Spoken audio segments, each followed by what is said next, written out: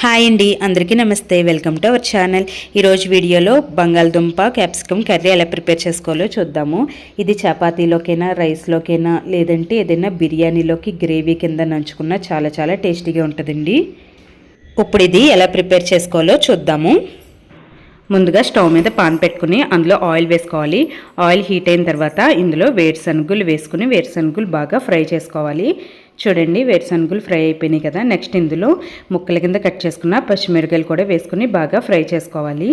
Next ఇందులోనే ఉల్లిపాయ ముక్కలు కూడా వేసుకుని ఫ్రై చేసుకోవాలి.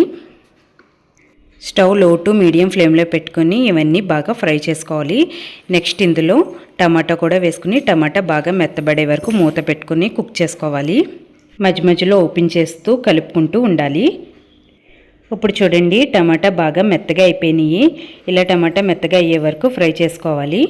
ఇప్పుడు స్టవ్ ఆఫ్ చేసేసుకుని ఇది చల్లారిన తర్వాత ఒక మిక్సింగ్ బౌల్లోకి తీసుకుని ఇదంతా బాగా మెత్తగా మిక్సీ వేసుకోవాలి.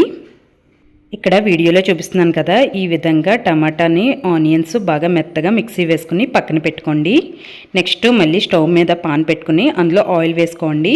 ఆయిల్ హీట్ అయిన తర్వాత పైన పొట్టు తీసి చిన్న ముక్కల కింద కట్ చేసుకున్న బంగాళదుంప వేసుకుని అందులోనే పసుపు ఉప్పు వేసుకుని మూత పెట్టుకుని బంగాళదుంపని బాగా కుక్ చేసుకోవాలి. మధ్య మధ్యలో ఓపెన్ చేస్తూ బంగాళదుంప అడుగంటుకోకుండా కలుపుకుంటూ ఉండాలి. ఈ కర్రీ చాలా చాలా టేస్టీగా ఉంటుందండి. పిల్లలైతే చాలా ఇష్టంగా తింటారు. తప్పకుండా ట్రై చేయండి. బంగాళదుంప ఉడికిపోయింది. ఇలా ఉడికిపోయిన తర్వాత ఇందులో కొంచెం పెద్ద సైజుల కింద కట్ చేసుకున్న ఆనియన్స్, క్యాప్సికమ్ వేసుకుని 1 నిమిషం ఫ్రై చేసుకోవాలి. ఇలా ఫ్రై చేసుకున్న తర్వాత ఇందాక మనం మిక్సీ వేసుకున్న ఆనియన్ టమాటా పేస్ట్ కూడా ఇందులో వేసుకోవాలి.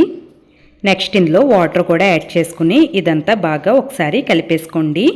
ఇప్పుడు స్పైసెస్ యాడ్ చేసుకుందాము. ఇలా బాగా కలుపుకున్న తర్వాత స్పైసెస్ యాడ్ చేసుకోవాలి.